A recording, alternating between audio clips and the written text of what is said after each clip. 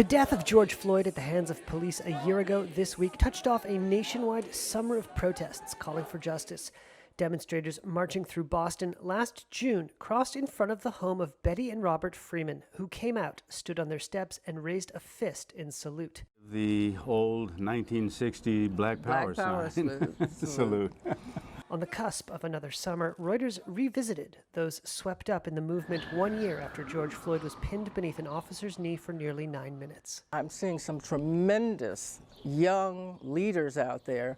I hope that they keep at it. 2 days after the Freemans stood on their stoop in Boston, demonstrators in Denver, Colorado laid down and blocked a highway, chanting, "I can't breathe."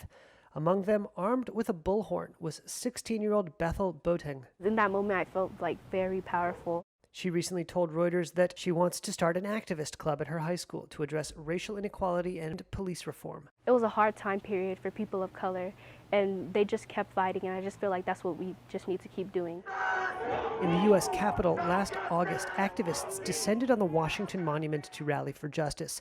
Among them was Aaron Xavier Wilson. With a black marker and a piece of cardboard, he stood there with the message, "I am a man." I decided to choose this particular sign because it was the same words that were on signs when my grandfather was protesting for civil rights. The 32-year-old international relations expert who works for a nonprofit organization said he was thinking of that history when he crafted his placard.